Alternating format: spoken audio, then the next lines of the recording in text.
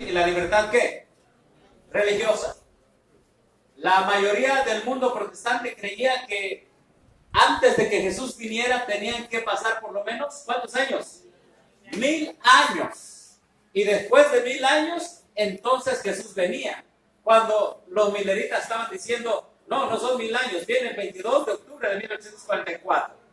Sí, era un mensaje que iba en contra de toda doctrina establecida en sus días.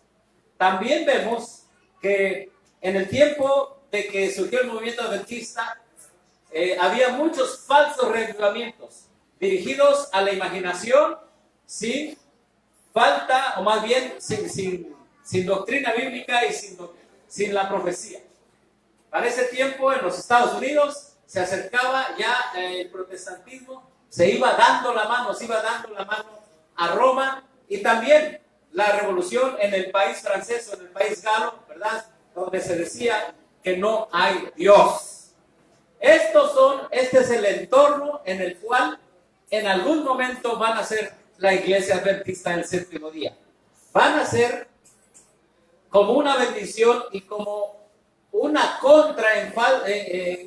como un movimiento en contra de todos estos movimientos y esos acercamientos a Roma y esas falsas doctrinas, y también van a ser para seguir siendo el campeón de la libertad civil y la libertad religiosa. Bien, entonces la gente decía que Cristo venía después de 1000 años. Y surge, Dios levantó a un señor llamado, ¿cómo? ¿Guillermo qué? Guillermo Miller, que con profundo interés estudió los libros de Daniel y Apocalipsis, ¿sí? Siguiendo los mismos principios de interpretación que los demás libros de la Biblia. Por el tiempo voy a leer solo lo que está en negrito. Así me convencí, dice, de que la Biblia es un sistema de verdades reveladas, dadas con tanta claridad y sencillez. Eslabón tras eslabón de la cadena de la verdad descubierta vino a recompensar sus esfuerzos a medida que paso a paso seguía las grandes líneas de ¿qué? De la profecía. Ángeles del cielo dirigían sus pensamientos y descubrían las escrituras a su inteligencia. ¿Quién lo visitaba? Los ángeles del cielo. Entonces, ¿qué es lo que él siguió? Las grandes líneas ¿de dónde? De la profecía. Aquí las tenemos de manera rápida. Estas son las grandes líneas de la profecía que lo llevaban a pensar que en 1800, entre la primavera del 43 y la primavera del 44, esta tierra debería entrar a su descanso. Cristo debería venir en contra de toda la idea que había en ese tiempo de que faltaban 1000 años. Él decía en 1833-34, ¿cuál 1000 años? Sí, entre el 43, la primavera del 43 y la primavera del 44, Cristo viene, porque vean las líneas proféticas. Repasemos rápido para beneficio de nuestros hermanos y para beneficio de todas las líneas proféticas. La primera la tenemos en Daniel 7:25.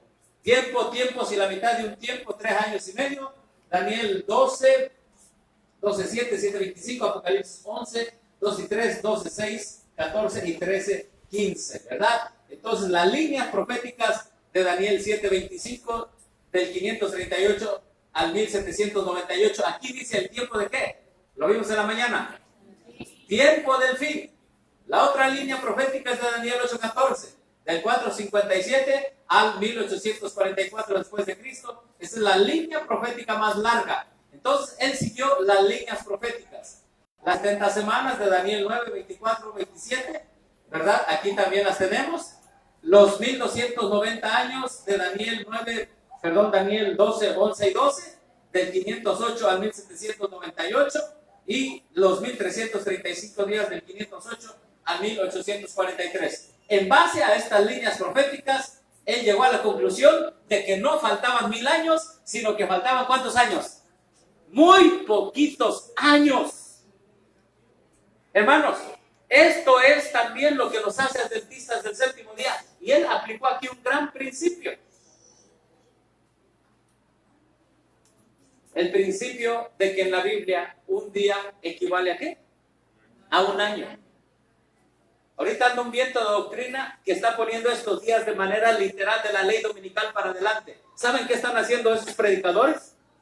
Esos futuristas que están poniendo estos periodos de la ley dominical para adelante, pues están pisoteando su origen. Están pisoteando su origen. No saben que por medio de estas grandes líneas de la profecía llegamos a 1800 ¿qué? 44. ¿Sí? Entonces, él usó un método de interpretación que se llama el método historicista. La profecía se cumple en la historia, y también los eventos proféticos, los periodos proféticos de tiempo, tienen un inicio y tienen un final. Por ejemplo, desde que sea dada la orden para reconstruir Jerusalén, ¿sí?, hasta el Mesías príncipe, por ejemplo, habrá 69 semanas y después una semana. Todo periodo profético tiene un evento de inicio y un evento de fin. Hasta 2300 tardes y mañanas, y el santuario será ¿qué? Purificado. ¿Sí? Por ejemplo, aquí, desde el tiempo que se ha quitado el continuo hasta la abominación desoladora, habrá 1290 años. Hay eventos. Entonces, la profecía se cumple en la historia. Así de rápido, ¿verdad? Entonces, se levanta el método. Se levanta un reavivamiento. Aquí me faltó ponerle un reavivamiento. Vamos a ponerle. ¿Sí? Le ponemos aquí para los que están apuntando. Hacemos con letras grandes. Ahora sucede que se levanta un reavivamiento en medio de los falsos ¿qué? Reavivamientos. Y este reavivamiento es un reavivamiento basado en ¿qué libro, hermano? Daniel, ¿y qué más? Y Apocalipsis. Porque los otros falsos reavivamientos eran basados ¿en qué? En las emociones, ¿se acuerdan? Y hermano, esto a nosotros nos da una pausa.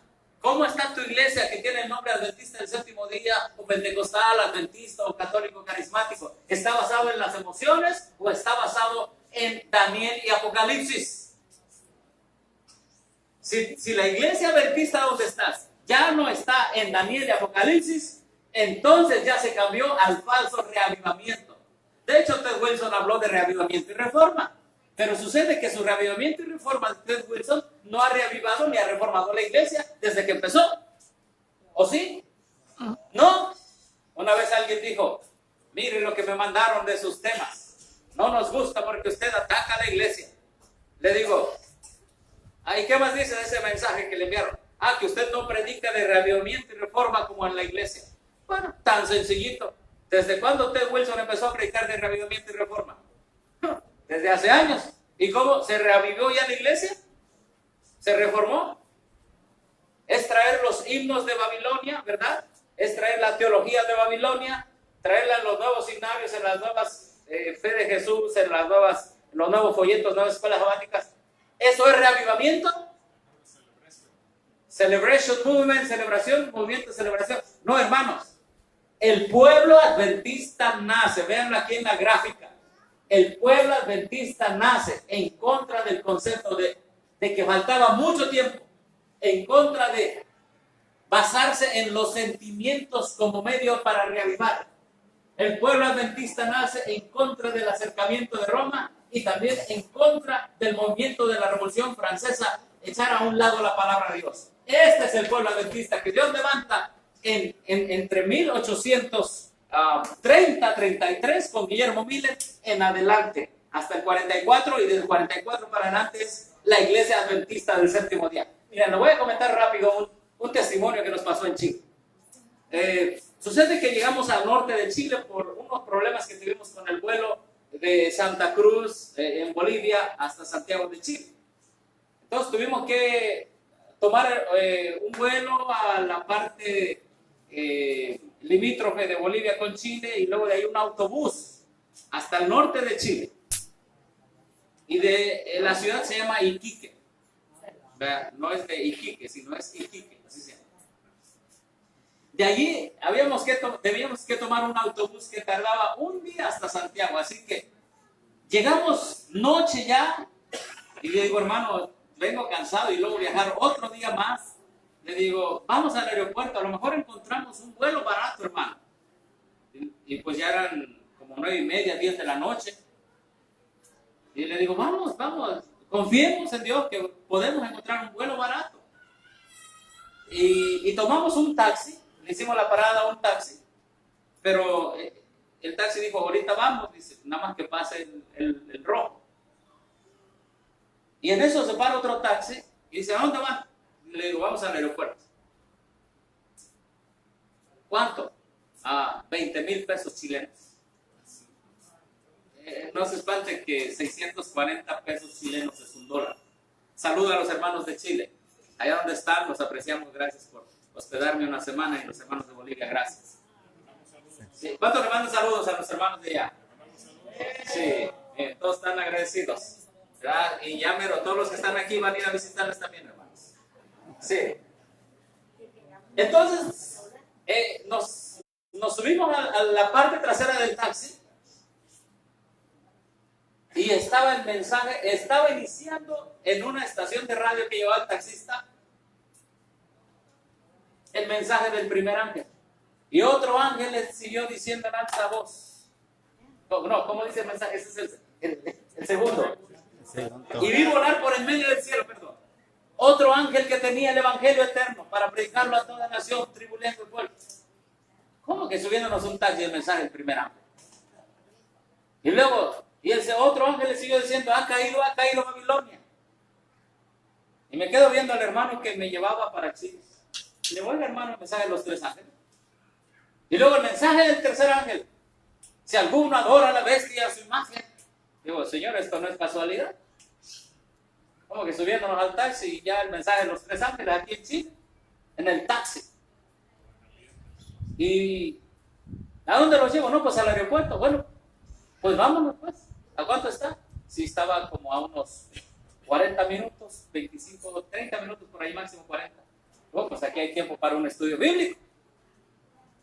Y le digo, oiga, lo que acaba de mencionar de su estación de radio es el mensaje de los 3 ángeles. Dice, sí. Dice, es una estación de radio aquí, dice, pero a veces trae cosas buenas y a veces no.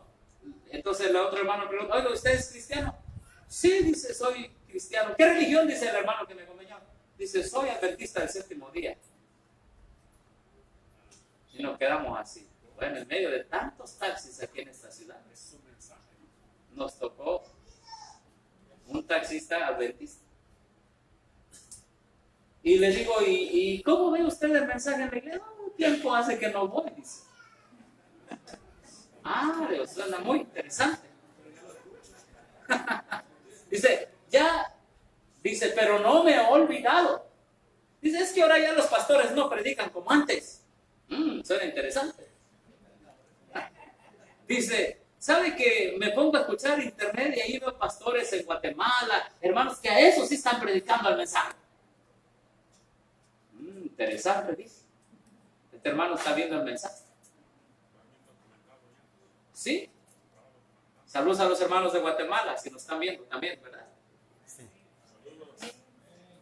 Porque este taxista llevaba varios años alejados de la organización, pero haciendo el culto en su casa,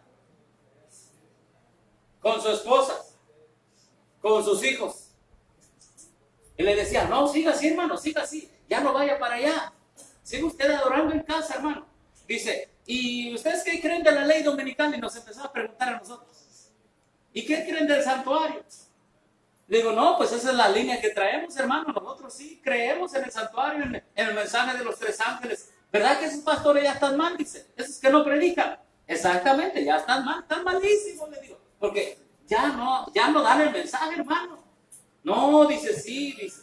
Y cuando dice, de repente voy a la iglesia, pero cuando me meto a la iglesia, dice, ya no predican el mensaje de antes, hermanos. Dice, pero eso no quiere decir que aunque yo trabaje el sábado, dice, porque yo trabajo el sábado. Dice, no quiere decir que me he olvidado de ser adventista. Le digo, hermano, a partir del otro sábado ya no trabaje usted. Es hora de volver a ser adventista, hermano. Es hora de tomar en serio esto, hermano. ¿Ha escuchado usted el juicio investigador? Sí, claro, el juicio investigador, sí. De eso ya no predican los pastores. Bueno, pero está escrito. Aunque no prediquen los pastores, usted crea que estamos viviendo en el juicio investigador. Y por favor, hermanito, ponga este taxi a descansar el sábado. Interésense en su salvación. Bueno, el tiempo fue tan corto. Pero lo que quiero decir, que lo que este joven aprendió de chico, el verdadero mensaje adventista, no se le olvidó. Él sabe del zarandeo, la ley dominical, el fuerte clamor, de la salida de la ciudad al campo, de todo eso nos habló, porque tuvo una enseñanza. Pero esa enseñanza, cuando él se mete a la organización, dice, no la encuentro allí. Entonces dice, no entiendo. Así que le hablamos que la sierva del Señor profetizó que iba a venir una apostasía, que los adventistas iban a apartar de la ciudad, perdón, de la verdad, que iban a amontonarse en las ciudades, que iba a haber una gran apostasía. Y ya llegamos al aeropuerto y le dije al hermano que me acompañaba, denle su número de teléfono, algún día le va a hablar. Y entonces agarré y le puse el nombre de un servidor y ya nos bajamos del taxi y le digo, mire, pues usted dijo que nos cobraba 19,000 pesos, no los 20,000, pero eso ya queda en segundo lugar. Le digo, si quieres seguir aprendiendo más, aquí está el nombre de un servidor, busque los temas en internet, porque por la gracia de Cristo somos de esos hermanos que usted dice que predican el mensaje como está escrito, como usted lo aprendió de mí. Y el hermano se quedó viendo así y dice, y también le dije, y por la gracia de Cristo hemos visitado Guatemala y apoyamos allá a los hermanos. Esos videos que usted ve allí, que salen de los hermanos de Guatemala, por la gracia de Cristo, estamos allí, un grupo de hermanos de México, apoyando a los hermanos de Guatemala. Le digo, así que esta reunión de este taxi, de este viaje en taxi, no fue casualidad. Es para que usted se acerque más a Cristo Jesús y siga siendo adventista del séptimo día. El hombre agarró el papel y se subió. Esperamos algún día vernos en el cielo, hermanos. Amén. Hermanos, la importancia de tener claro por qué somos adventistas del séptimo día, de tener claro nuestro desarrollo, nos hace rechazar la apostasía. ¿Me explico? ¿Sí? Él tenía claro por qué era adventista, pero cuando se metía a la iglesia adventista, no encontraba su mensaje adventista. Y eso nos pasó a todos, ¿sí o no, hermanos? Claro, eso nos pasó a todos. Esta es la importancia de conocer de dónde venimos. El hecho de conocer nuestra historia y el desarrollo de nuestra profecía nos hace automáticamente, ¿qué? Rechazar, ¿qué? La apostasía. Rechazar la apostasía. Bueno, entonces regresamos aquí, en esta parte. Surge un reavivamiento. En inglés se dice against all odds, en contra de todo lo establecido. Un reavivamiento en contra de todo lo establecido. De todo lo que la gente pensaba en su tiempo. Guillermo Miller y varios adventistas entonces inician el gran reavivamiento o el movimiento ¿qué? Adventista. Y lo primero, y esto lo vimos en la mañana, lo primero que ellos empezaron hablando, ustedes recuerden que ellos pensaban que el santuario era ¿qué, hermanos? La tierra, ¿sí? Pero se conjunta el siguiente mensaje aquí. Ellos empezaron hablando de la purificación ¿de qué? Del santuario. Obviamente ellos pensaban que el santuario era la tierra. Pero al hablar de la purificación del santuario, que era la tierra para ellos, ellos empezaron a hablar la hora del juicio ¿a qué? Ha llegado, y desde allí se empezó a darle forma a la frase tiempo del fin. ¿Sí? ¿Sí? Sí, la primera parte la entendieron mal, la purificación del santuario. Pero entendieron bien el mensaje de ¿qué? Del primer ángel, que la hora del juicio había llegado. Bueno, la entendieron en el sentido ellos de que la hora del juicio había llegado, era que Cristo iba a venir a juzgar aquí a esta tierra, ¿sí? A todas las naciones, entre la primavera del 43 y la primavera del 44. Y para ellos esto ya era ¿qué, hermanos? El tiempo del fin. Nosotros debemos saber nuestra historia. ¿De dónde venimos? ¿A dónde vamos? ¿Por qué somos adventistas del séptimo día? Repito, se empezó a hablar de la purificación del santuario, pero para ellos era la tierra. Se empezó a hablar de la hora del juicio, pero para ellos era la venida de Cristo. Lo único que tenían correcto aquí era el concepto de ¿qué? ¿Tiempo de qué? Tiempo del fin. Vamos a ver algunas citas, estas ya las leímos, ¿sí? Por ejemplo, aquí dice: asimismo, los símbolos que se refieren al segundo advenimiento deben cumplirse en el tiempo indicado por el ritual simbólico. Bajo el régimen mosaico, la purificación del santuario, o sea, el gran día de la expiación, caía en el 10º día del séptimo mes judío. El 10º día del séptimo mes judío, el gran día de la expiación, el tiempo de la purificación del santuario, el cual en el año 1844, esto ya vino después, caía el 22 de octubre. Esto es cuando sufren el segundo chasco. Pero la idea de la purificación del santuario para ellos, hermanos, era parte del mensaje de ¿qué? Del primer ángel. Esta cita la leímos en la mañana. El mensaje de que proclama que la hora del juicio ha llegado, estando en el tiempo de ¿qué? El fin. Entonces, mira, nosotros tenemos un lenguaje. Mensaje de los tres ángeles, tiempo del fin, sellamiento, mensaje del segundo ángel, del tercer ángel, santuario celestial, purificación del santuario. Ese es nuestro lenguaje puro adventista, hermano. Ese es lenguaje puro adventista. Y ese lenguaje así se fue desarrollando. ¿Cómo? Cuando ellos esperaban que la purificación del santuario, que era la tierra. También la frase hasta el tiempo del fin. Hasta el tiempo del fin vino en conexión con el mensaje del primer ángel. Porque ellos pensaban que el tiempo del fin era pues la segunda venida de Cristo entre la primavera y la primavera del 43 y la primavera del 44. Pero se cumplió ese plazo, la primavera del 43 y del 44. ¿Y qué pasó, hermanos? ¿Vino Jesús? No vino. Cuando pasaba el tiempo en que al principio se había esperado la venida del Señor, la primavera de 1844, ¿qué dice? Los que así habían esperado con fe su advenimiento se vieron envueltos durante algún tiempo en la duda y en la incertidumbre. Y aunque los creyentes no podían explicar qué, el chasco que habían sufrido abrigaban la seguridad de que Dios los había dirigido en lo que habían experimentado. ¿Cuántos chascos tiene la iglesia adventista? 2 chascos. El primero, primavera del 43, a la primavera de ¿quién? Del 44. ¿Sí? Entonces, ese es el primer chasco.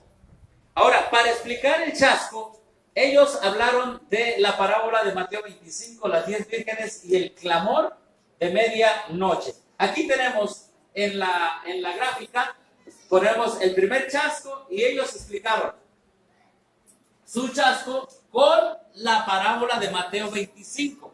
Acuérdense bien, hermanos, tenemos que conocer el desarrollo de nuestra historia. ¿Cómo explicaron el primer chasco? Pregunta. ¿Con qué parábola? ¿Con qué parábola? Las 10 vírgenes. Las 10 vírgenes, que se encuentra ¿dónde? En Mateo 25. Una vez unos hermanos me dijeron: oye, hermano, que hay 2 chascos, porque los catequistas nos vinieron a decir que había 2 chascos. No, 3. Sí. Entonces, hermanos, es necesario que sepamos nuestra historia. ¿Cuál es la historia, o más bien la parábola de las 10 vírgenes? Bueno, que las 10 se durmieron, ¿verdad? Y unas sí estaban preparadas con aceite, ¿verdad? Y mientras vino entonces el clamor de medianoche, viene el esposo, ¿salir qué? A recibirle, ¿sí? De allí viene el concepto que nosotros tenemos, clamor de ¿qué? De medianoche, o también el concepto que tenemos después de la ley dominical, se va a dar el fuerte ¿qué? El fuerte clamor. ¿Por qué? Porque vamos a decir también, aquí viene ¿quién? Viene el esposo, Cristo viene pronto. Se da la ley dominical y entonces, hermanos, se da el fuerte clamor. Cristo está a las puertas. De allí nace el concepto que nosotros tenemos de el fuerte clamor o el fuerte pregón. A veces como adventistas usamos, sí, tenemos, lo que me encanta de la doctrina adventista es que nuestro lenguaje no es prestado de otra religión. Amén. Nuestro lenguaje tiene su origen netamente en la Biblia, en la Escritura. Amén, hermanos. Sí. Entonces, recuerden que viene el clamor de medianoche. Aquí el esposo viene a salir a recibirle. Y bueno, y las que tenían aceite entraron. Y las que no tenían aceite fueron a comprar, pero ya no les dio ¿qué? Chance, oportunidad de entrar, ¿verdad? Sí, hermano. El primer chasco, Sí. En el contexto de lo que estamos entendiendo ya, el primer chasco debió de haber sido un golpe demoledor que debió de haber alegrado mucho a las iglesias de aquel tiempo, porque era como una negación de lo que querían todos. Ya están entiendo, ¿verdad? ¿Qué es lo que querían ellos? Que Jesús iba a inaugurar todavía, no, decía que viniera Jesús 1000 años, cuando ellos estaban diciendo, ya viene en unos días. Pero como no llegó, lógico es, se alegraron las iglesias de que así fuera. No entendemos generalmente la amargura que sufrieron nuestros hermanos en ese primer caso. Yo creo que ni siquiera lo imaginamos. Era una confrontación terrible. ¿Y cómo mantener la fe en una circunstancia así? Correcto, nosotros ahora damos por sentado nuestra historia, además a veces hasta la desconocemos. Pero este pueblo, ¿qué es primer chasco? Quedaron chasqueados. Cristo no vino, pero encontraron una respuesta. ¿Dónde, hermanos? En las 10, ¿qué? En las 10 vírgenes. Ahora ellos tenían que proclamar el clamor de ¿qué? De medianoche.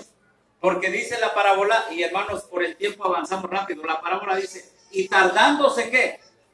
El esposo. Ellos aplican aquí esto. Ah, Cristo va a venir. El hecho de que no haya venido entre la primavera del 43 y 44 quiere decir que el esposo se tardó, se demoró. ¿Sí? Sí, es el periodo de tardanza. Y es por eso que de aquí surge para nosotros el vocablo el fuerte clamor, ¿verdad? De ahí se toma, cuando nosotros hablamos del fuerte pregón o el clamor o el fuerte clamor, se toma del primer chasco, hermanos. ¿Sí? Se toma del primer chasco. Bueno, pues ellas vuelven a estudiar, las vírgenes vuelven a estudiar. De aquí muchos se separan. Muchos se separan de aquí. Ya no siguen en el movimiento adventista. Pero todavía siguen un buen número de gentes y vuelven a investigar la escritura y se dan cuenta que los periodos proféticos alcanzaban no hasta la primavera del 44, sino hasta el otoño, 22 de octubre de 1844. Cuando ellos comienzan a predicar que Cristo viene, ellos dicen, bueno, no vino en la primavera del 44, pero viene el 22 de octubre de 1844. Ellos empiezan a predicar y cuando empiezan a predicar que viene el 22 de octubre de 1844, eso es conocido como el clamor de ¿qué? De medianoche. Pero cuando empiezan a predicar que Cristo viene el 22 de octubre de 1844, ¿qué experiencia viven ellos? ¿Los sacan de dónde? Los botan de sus iglesias. Y entonces es como se da o como nace el mensaje de ¿qué? El segundo ángel, el mensaje del segundo ángel. El mensaje del segundo ángel está muy unido con el clamor de ¿qué? De medianoche, hermano. ¿Sí? Porque empiezan a predicar. Bueno, Cristo viene el 22 de octubre de 1844 al clamar, he aquí viene el esposo, salir a recibirle. Los que esperaban se levantaron, aderezaron sus lámparas. ¿Sí? Y luego dice, los que anteriormente habían encabezado la causa fueron los últimos en unirse a este movimiento. Las iglesias en general cerraron sus puertas a este mensaje y muchos de los que aceptaron, ¿qué dice aquí, hermanos? Se separaron ¿de qué? De sus congregaciones. En la providencia de Dios, esta proclamación se unió con ¿qué dice, hermanos? Con el segundo mensaje, ¿qué? Angélico, y dio poder a la obra. Hermanos, cuando se separan de sus iglesias, entonces se da el mensaje del segundo ¿qué? Ángel. ¿Y cuál es el mensaje del segundo ángel? ¿Ha caído quién? Babilonia. Caída es la gran Babilonia. Y entonces aquí el pueblo adventista comienza a definir quién es la gran Babilonia. Las iglesias caídas. Sí, hermano. Sí, voy rápido por el tiempo. Pero eso está muy interesante, así que yo diría que se vaya un poco más tranquilo porque se nos están pasando cosas muy importantes. Ahí en la semana, en la diapositiva esa anterior, yo observo algo que está pasando hoy. Aquí usted tiene en negritas. Las iglesias en general cerraron sus puertas a este mensaje. Ajá. Y muchos de los que lo aceptaron se separaron de sus congregaciones. Ahí en esa expresión se separaron, como que no podemos entender con mucha claridad. Pero a mí me está dando la idea de que los echaron fuera. Sí. Sí, porque dice las iglesias en general cerraron sus puertas a este mensaje.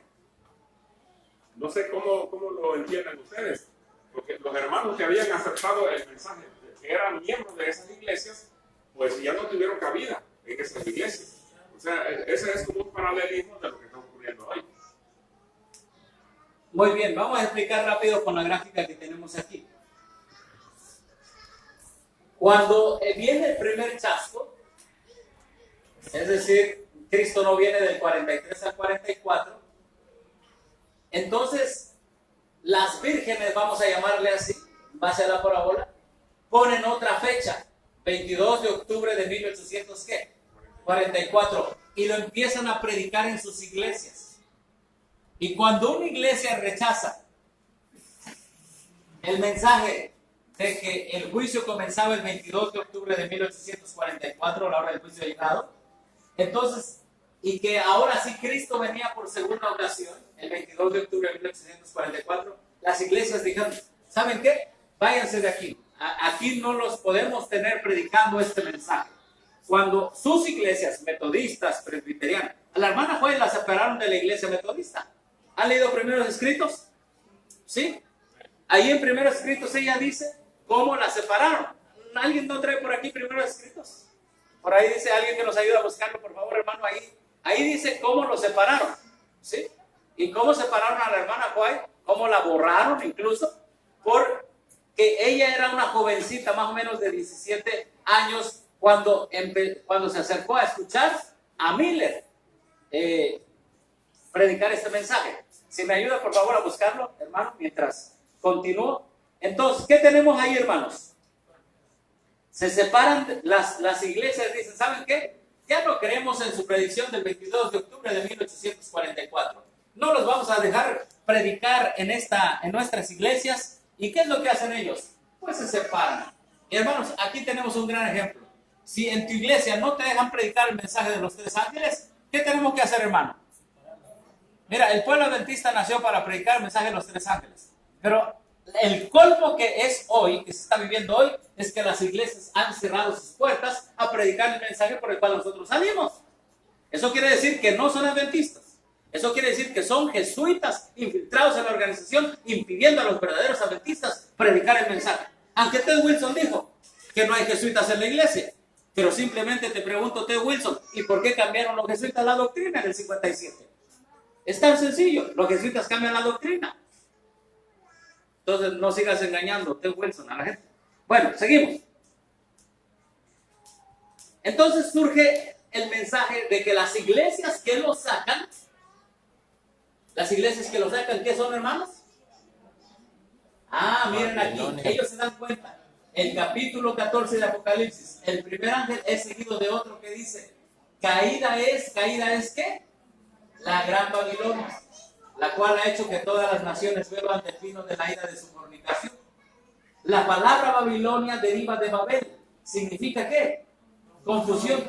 Se emplea en las Santas Escrituras para designar las varias formas de religiones. ¿Qué, hermanos? Falsas y ¿qué más? Apóstatas. Entonces aquí surge algo muy importante en el movimiento adventista. Por primera vez ellos hacen la conexión de Babilonia de Apocalipsis 14:8 con la Babilonia de Apocalipsis, ¿qué? 17, ¿sí? Con la Babilonia de Apocalipsis 17. ¿Ya está, hermano, aquí?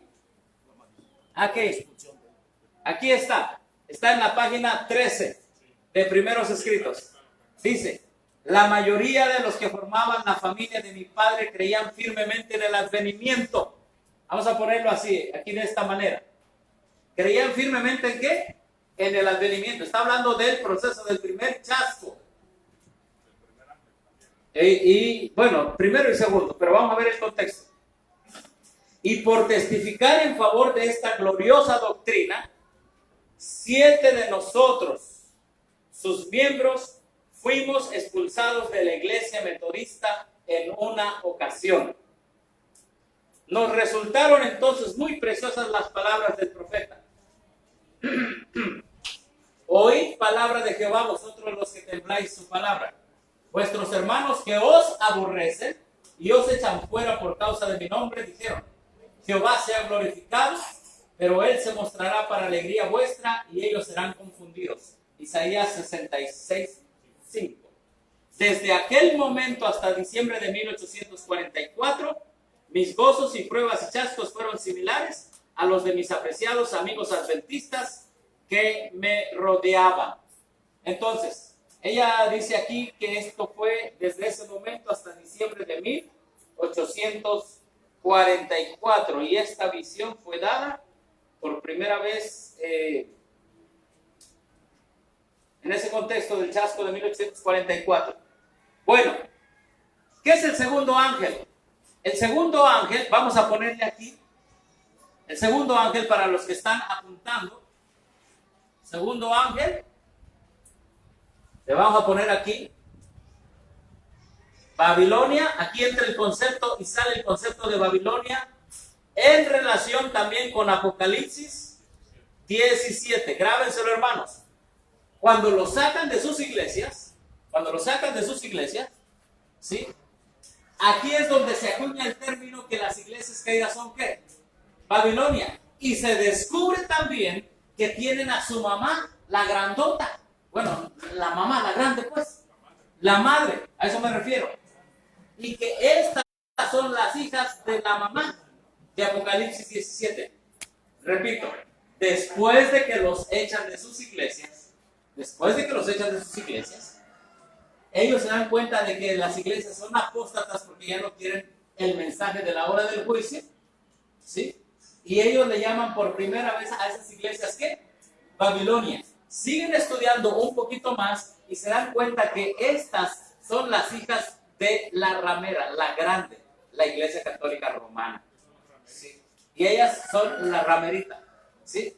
O las rameritas, las hijas, pues. Entonces, hermanos, el mensaje del segundo ángel es un mensaje claro y definido y se presenta en conexión con la ramera de Apocalipsis, ¿qué? 17, ¿verdad? Madre de todas, ¿qué? Las rameras. Así se va desarrollando la doctrina y el movimiento adventista, hermano. Seguimos. Ahora, esto que acabamos de estudiar hasta aquí, si se dan cuenta, es profecía, profecía, profecía, profecía. ¿Sí? Pero, ¿qué sucede, hermanos? De la escatología, ¿a dónde, hermanos? A la doctrina.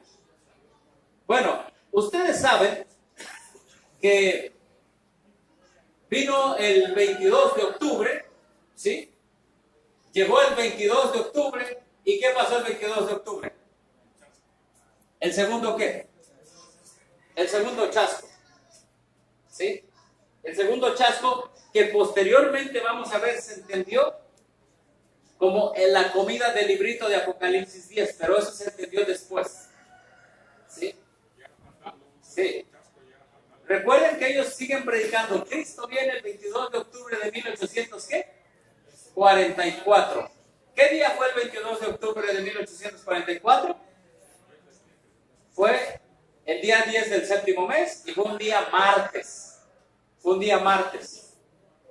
Pero viene el chasco y Cristo no viene. O sea, llega el 22 de octubre, Cristo no viene.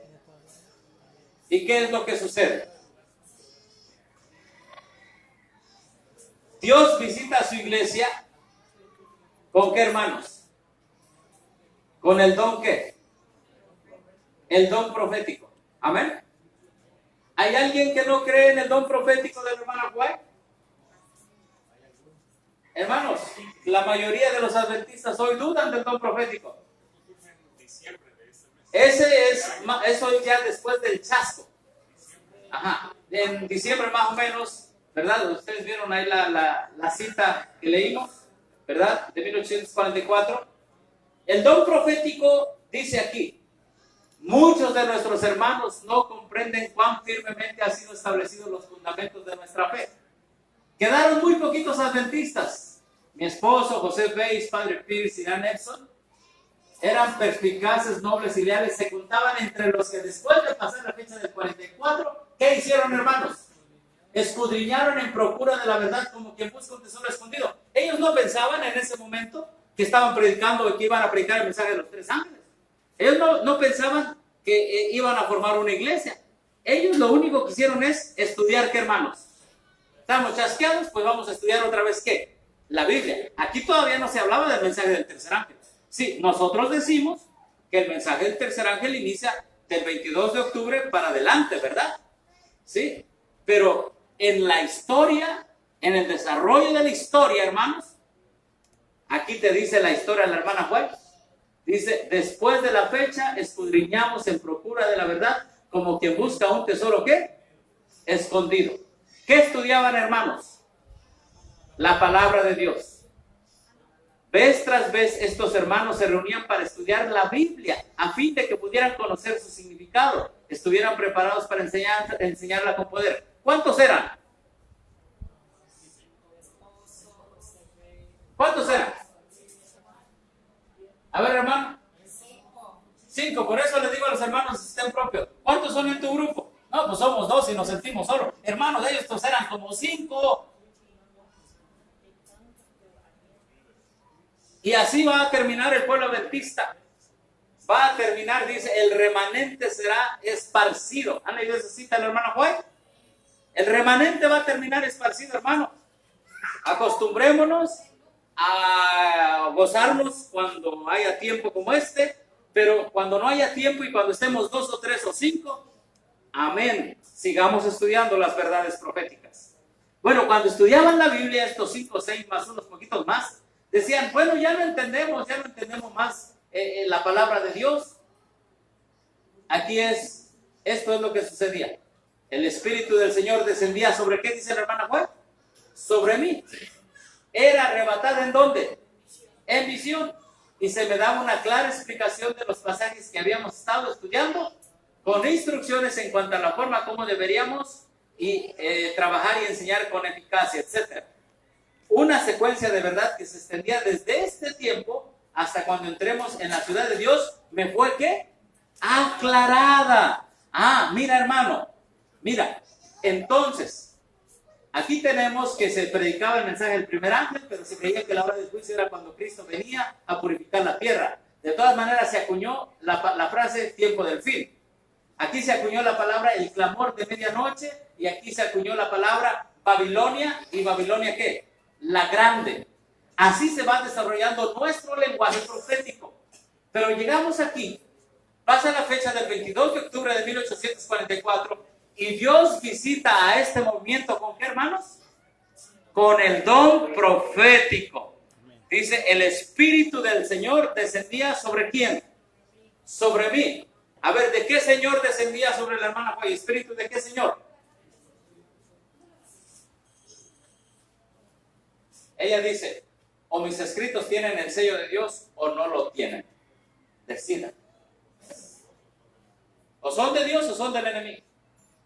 Ella misma lo dice. Prueben mis escritos en base a la Biblia si son de Dios o no. Obviamente, ¿cuántos creemos que los escritos de la hermana Juan son de Dios? Amén. Amén. Y muchos ignoran cómo nació y cómo se originó el movimiento adventista.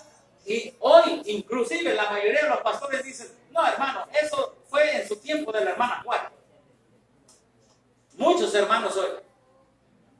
Ahora que estuve en Bolivia, una jovencita invitó a unos hermanos de la organización que su pastor ya les prohibió preguntar, hacer preguntas. Solo porque ya no, ese pastor no quiere que la gente pregunte, no quiere que la gente use su libre albedrío. Quieren que los pastores de hoy quieren tener piedras sentadas. Y hermano, tú no eres una piedra, tú eres un hijo de Dios, con la capacidad de pensar, de hacer, libre albedrío. Pero los pastores de hoy quieren tener piedras sentadas, que saquen los billetes en la hora de las ofrendas y no pregunten nada más. Así que esta hermana fue invitada por una jovencita de sostén propio.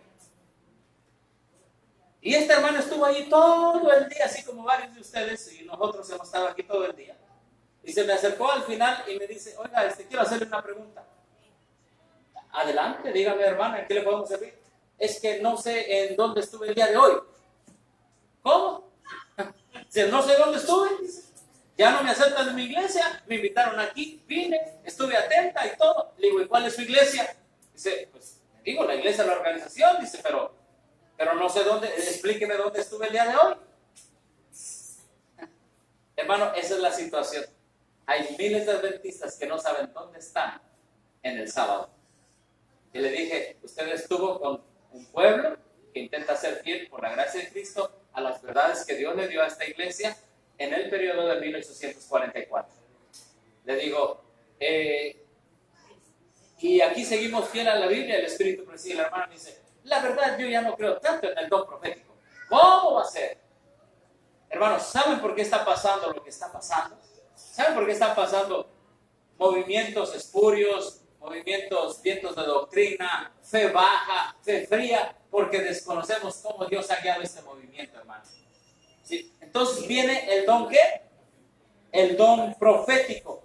Bueno, cuando vino el don profético, dice aquí que se les daba una clara instrucción acerca de los textos de Cristo, su misión, ¿y qué más dice? Y su sacerdocio. Ellos empiezan a comprender que en el cielo hay un ¿qué? Hay un santuario, hermanos. ¿Sí? Entonces, uno de los primeros puntos que ellos descubren es que el santuario, vamos a ver, así fue como los que estaban estudiando, con el don profético obviamente, encontraron pruebas irrefutables de la existencia de un santuario. ¿Dónde, hermanos? En el cielo. Entonces, viene el don profético, y el don profético los dirige ahora ¿a dónde, hermanos? Al santuario en el cielo. Claro, el 22 de octubre han escuchado ustedes que Irán Epson iba por un camino de maíz, ¿verdad? Y tuvo una impresión de que Cristo había pasado del lugar santo al lugar santísimo. Pero fue una impresión que él tuvo. Pero todavía no se confirma eso con el don ¿qué? Profético. Entonces, viene el don profético a la hermana White, y la hermana White, el Espíritu Santo a través del don profético confirma exactamente, y se le da una visión del santuario a la hermana White, y se le dice que hay un santuario ¿dónde? En el cielo. ¿Sí? Entonces, hermanos, ¿cuántos de nosotros creemos que hay un santuario en el cielo? A ver, ¿sí? ¿Sí hay un santuario o no hay un santuario? Sí, hay un santuario en el cielo. Por eso hablamos nosotros de la purificación del santuario. Noten una cosa.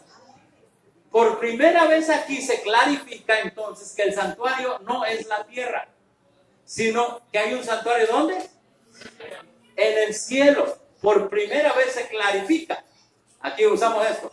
Por primera vez se clarifica que el santuario no es la tierra, sino que el santuario es ¿qué? Que hay un santuario en el cielo. ¿Sí? Entonces, a partir de aquí arranca, ¿verdad? La iglesia adventista, pero ahora del séptimo día. Pero noten todo lo que viene detrás. ¿Sí? Noten todo lo que viene detrás. Entonces, en el santuario se dan cuenta que hay ¿qué? La ley de Dios. Ellos empiezan a hablar entonces. En el templo celestial, la morada de Dios, su trono está sentado en juicio y justicia. En el lugar santísimo está ¿qué? Su ley. Su ley. La gran regla de justicia por la cual es probada toda la humanidad. El arca que contiene las tablas de la ley está cubierta con el propiciatorio, ante el cual Cristo ofrece su sangre a favor de ¿quién? Del pecador. Ellos comienzan a ver entonces, hermanos, que en el santuario, ¿verdad? Está la ley de Dios. Vamos a leer esta cita, Mensajes Selectos, tomo 1. La ley de Dios existía antes de que el hombre fuera creado. Fue adaptada a las condiciones de los seres santos. Aún los ángeles eran gobernados por ella. No se cambiaron los principios de justicia después de la caída. Nada fue quitado de la ley. No podía mejorarse ninguno de sus santos preceptos. Y así como ha existido desde el comienzo, de la misma manera continuará existiendo por los siglos perpetuos de la eternidad. Entonces, vamos a ver aquí. Ellos se dan cuenta, por el don profético, se confirma la existencia de un santuario en el cielo. Y una vez que ellos empiezan a estudiar el santuario en el cielo, se dan cuenta que hay una ley, ¿dónde? En el santuario. ¿Sí? Así se va desarrollando el lenguaje adventista, hermano. Hoy, por el movimiento ecuménico, tú empiezas a hablar, hermano, vamos a hablar del don profético, del segundo ángel, de la ley de Dios, del primer chasco, de la purificación del santuario. Y el adventista, que entró a la organización más o menos del 2000 para acá, te dice, ese no es el mensaje adventista. Te lo desconoce en su totalidad. Ese no es el mensaje adventista. A mí háblame de conquistadores, háblame de marchas, háblame de concurso de las damas de rosa, ¿verdad? Las dorcas, así les llaman. Háblame de toda esa cosa que ha venido a sustituir el verdadero mensaje adventista, hermano. Camporís, ¿qué más, hermanos? ¿Qué más les gustaba? Díganos.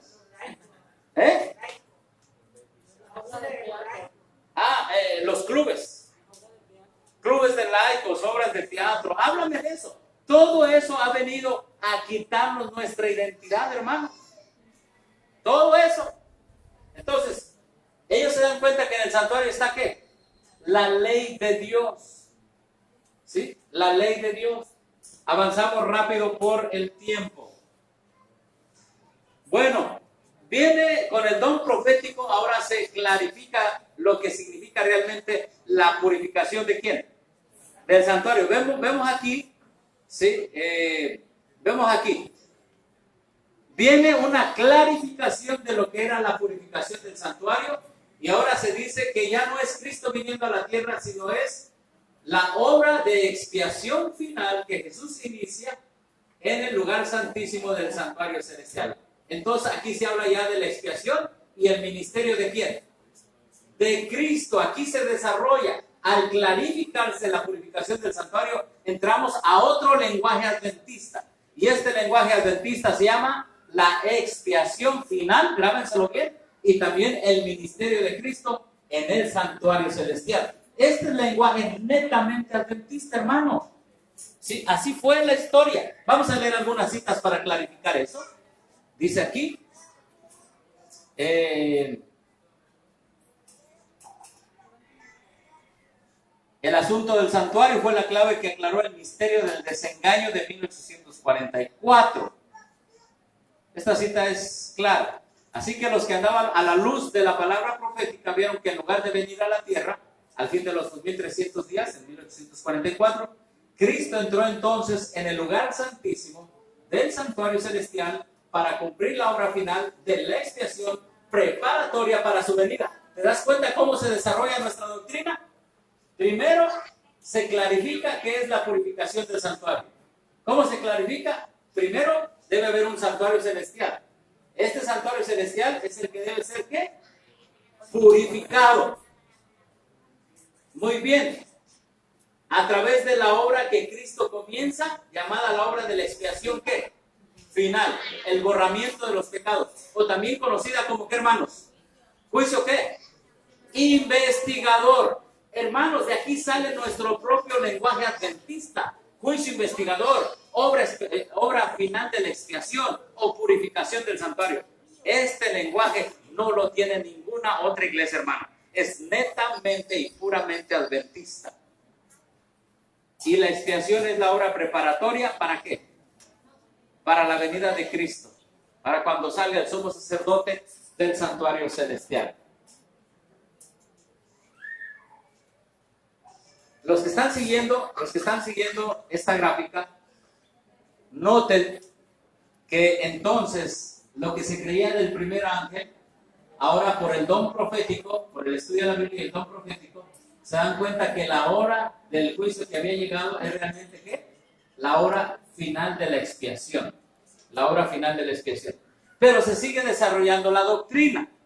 Se sigue desarrollando la doctrina.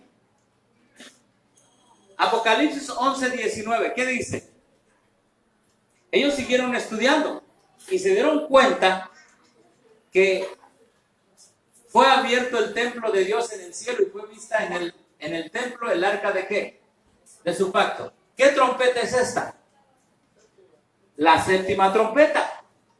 Entonces, hay dos maneras que ellos llegan al santuario celestial. Tres, básicamente. La primera es a través del chasco, ¿sí? Y se dan cuenta que hay un santuario en el cielo. La segunda es a través de la séptima trompeta. Ellos se dan cuenta que ellos están viviendo en el periodo de la séptima trompeta. Cuando dice aquí, fue abierto el templo de Dios en el cielo y fue vista en su templo el arca de su pacto, ¿sí? Y entonces la séptima trompeta también anuncia que en el templo hay un arca, y obviamente el arca es un receptáculo de las tablas de la ley, y era esta la ley divina la que le daba valor y su carácter sagrado a el arca, a ella. ¿Qué es lo que tenemos aquí, hermanos? Y ellos se dan cuenta que en el arca existe ¿qué? El cuarto mandamiento. Miren lo que dice ahí.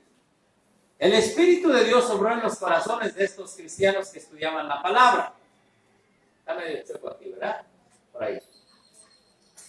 Y quedaron convencidos de que sin saberlo habían transgredido este precepto al despreciar el día del descanso del Creador. Cuando ellos siguen estudiando que en el cielo hay un santuario, que hay una ley, se dan cuenta que en esa ley está ¿qué día? El sábado. Ellos no encontraron el sábado así de la noche a la mañana, hermano. Aquí es como se van desarrollando los pilares en la historia, hermano. ¿Sí? Y cuando se dan cuenta que el sábado sigue vigente en la ley de Dios en el templo, empezaron a examinar las razones por las cuales se guardaba el primer día de la semana. Aquí es donde ellos van en contra de todo lo que decían las otras religiones. No pudieron encontrar en las Sagradas Escrituras prueba alguna de que el cuarto mandamiento hubiese sido abolido o de que el día de reposo hubiese sido cambiado. Al reconocerse entonces transgresores de la ley divina, sus corazones se llenaron de pena y manifestaron su lealtad hacia Dios, guardando su santo sábado. Amén, hermanos. ¿Cómo es que ellos llegaron a guardar el sábado? Hermano, no fue de la noche a la mañana. ¿Sí? No fue de la noche a la mañana. La gente siempre cuando se le presenta la exigencia del sábado, dicen, siempre hemos guardado ¿qué? El domingo. ¿Qué puede esperar hacer un pequeño grupo de observadores del séptimo día contra todo el mundo que guarda el domingo? Se sintieron pequeñísimos. Somos como 6, como 15 y todo el mundo guarda el domingo. ¿Qué vamos a hacer? Imposible. Hermanos, lo que para el hombre es imposible, para Dios no lo es. Amén. Y aquí encontramos entonces el pilar de qué, hermanos. Miren, ¿cómo llegaron ellos al sábado? Ellos llegaron al sábado específicamente por medio de la séptima trompeta. El templo de Dios fue abierto en el cielo. Allí hay un arca, en esa arca hay una ley, y en esa ley está la vigencia de ¿qué? Del cuarto mandamiento. Entonces, hasta aquí ellos llegan, que hay un santuario, llegan por Daniel 8:14, los que están apuntando, ¿verdad? Hasta 2300 días y el santuario estará purificado. Llegan por Daniel 8:14. Pero también llegan al santuario por la séptima trompeta. Apúntenlo. Y aquí se encuentran también con el sábado. Aquí se encuentran también con el sábado. Obviamente acá también está el sábado. En el santuario está el sábado. Pero aquí tenemos una ramificación de su estudio que tuvieron. Y acá tenemos otra. La séptima trompeta. Por allá andan algunos diciendo que las trompetas se van a repetir. Y tú les dices, bueno, si tú crees en el segundo cumplimiento de las trompetas, dime el primer cumplimiento. Con todos sus tiempos. Hermano, el que ha estudiado las trompetas sabe que es imposible que se repitan. ¿Habrá 2 veces juicio investigador? ¿Habrá 2 veces la limpieza del lugar santísimo? No, es imposible. Entonces, hasta aquí llevamos 2 vertientes donde encuentran el santuario. Una por Daniel 8:14 y otra por Apocalipsis 11, ¿qué? 19. Ligan también el santuario y la ley de Dios, ¿verdad? Confirmados por el don profético y el segundo ángel, la Babilonia y la Babilonia de Apocalipsis 17 también es descubierta. Así se va desarrollando nuestra doctrina y nuestro lenguaje adventista. ¿Alguna pregunta hasta aquí, hermanos? En el tiempo de la séptima trompeta estaba... En el tiempo de la séptima... aquí en donde marca usted la séptima trompeta, el santuario, la ley y el sábado. Recordemos que el sábado estaba casi muriendo, la verdad, el sábado, que era observada por un grupo pequeño de cristianos que eran los bautistas del séptimo día, que aquí en México no los tenemos. Y esa verdad sabemos también que nos trajo la señora Raquel Ox al adventismo. Así es. Sí, gracias. Había ya gente que guardaba el sábado. Durante el movimiento adventista acá, antes del primer chasco, había gente que guardaba el sábado y se acercaron a Guillermo Miller y le hablaron de la importancia del sábado, pero él espiritualizó más el sábado y él dijo, el sábado que esperamos es el descanso ya a partir de cuando Cristo venga en adelante. Ese es el sábado que esperábamos. Sí, pero cuando viene el don profético, ¿verdad? Basado en la Biblia, les dice, bueno, sí, esperamos un sábado, esperamos que descanse la tierra algún día. Y ya estamos llegando a ese descanso, estamos más o menos al fin de los 6,000 años. La tierra tiene que descansar, pero también el sábado del cuarto mandamiento sigue ¿qué? Vigente, ¿sí? Hermano, este es un resumen muy breve, valga la expresión de resumen, ¿verdad? Es un resumen breve, ¿verdad? De cómo se fue desarrollando nuestra doctrina. Vamos, porque ya me lo terminamos. Siguen estudiando y se dan cuenta del mensaje de ¿qué? Del tercer ángel. Del tercer ángel. Nosotros sabemos el mensaje del tercer ángel. ¿Cómo dice?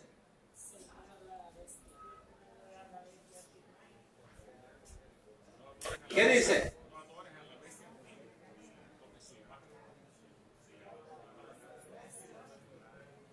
A ver, ¿qué dice? No, el tercer ángel. Y el tercer ángel le siguió diciendo a gran voz, si alguno adora ¿a quién? A la bestia y ¿qué más? A su imagen. Él también quiere. Lo leemos.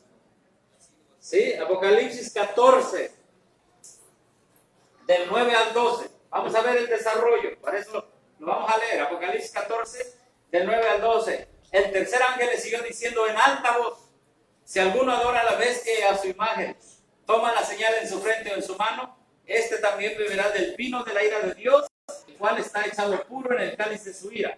Será atormentado con fuego y azufre delante de los santos ángeles y delante del Cordero. Y el humo del tormento de ellos sube para siempre jamás, y los que adoran a la bestia y a su imagen no tienen reposo día ni de noche, ni cualquiera que tomare la señal de su nombre. Aquí está la paciencia de los santos, los que guardan los mandamientos de Dios y tienen ¿qué? La fe de Jesús. Muy bien. Vamos a ir rápido. El tercer ángel, entonces, cuando ellos empiezan a estudiar, se dan cuenta en el tercer ángel que aquí está el tema de los mandamientos de Dios y la fe de ¿qué? Hermano, ¿es lo mismo la ley de Dios que los mandamientos de Dios? Miren esta cita del Espíritu de Profecía. Dice, después del pecado y la caída de Adán, nada se eliminó de la ley de Dios. Los principios de los 10 mandamientos existían antes de la caída y eran de tal naturaleza que se adecuaban a las condiciones de los seres santos.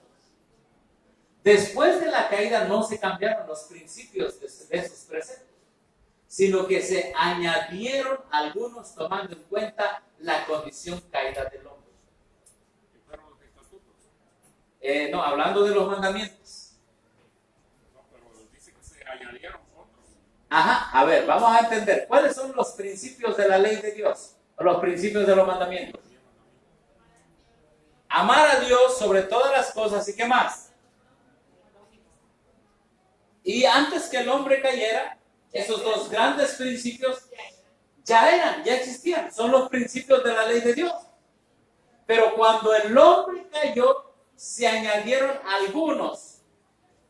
Después de la caída, no se cambiaron los principios de sus preceptos, sino que se añadieron algunos tomando en cuenta la condición caída del hombre. A ver, hermanos, los 6 mandamientos en relación del hombre con Dios tienen que ver con nuestra condición caída. ¿Sí o no? Claro, porque, hermano, por ejemplo, no codiciarás, ¿qué? Esa es nuestra condición, ¿qué?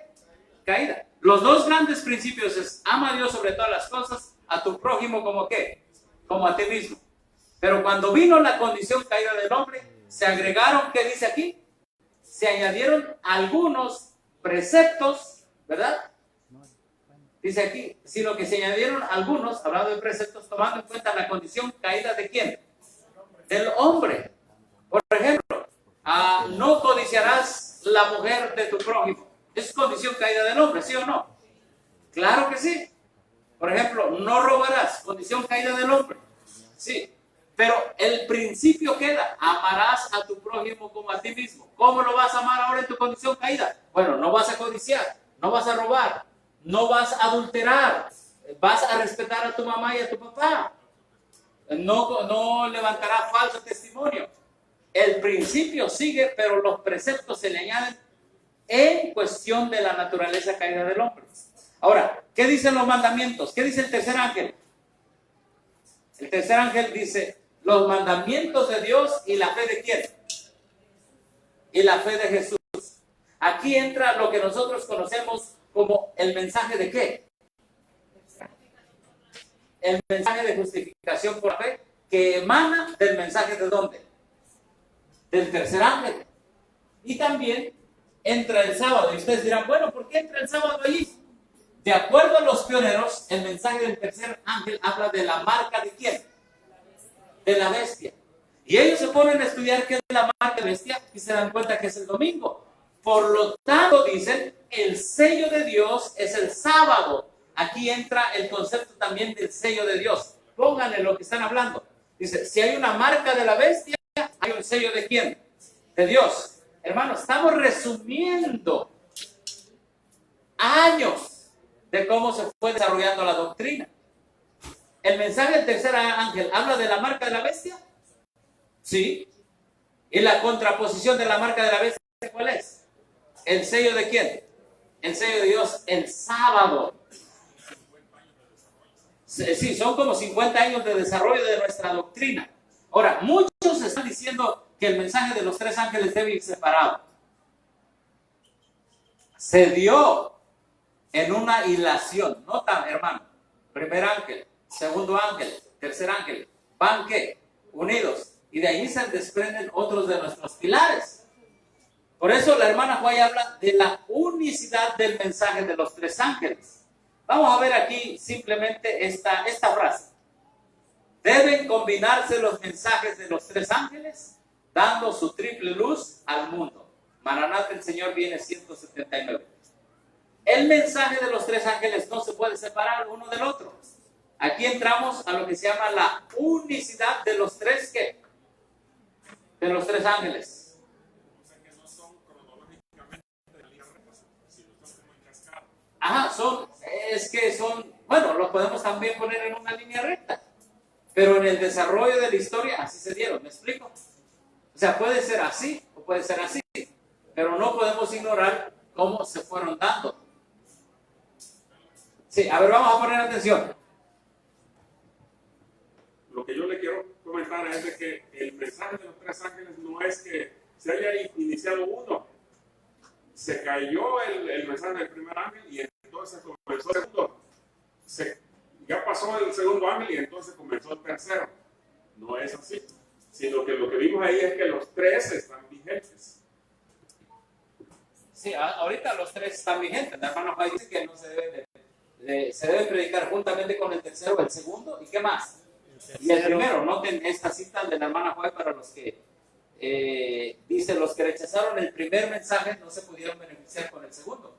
Tampoco pudieron beneficiarse con el clamor de medianoche, ya lo vimos, que había de prepararlos para entrar con Jesús por la fe en el lugar santísimo del santuario celestial. Hermano, aquí está la esencia de la doctrina adventista.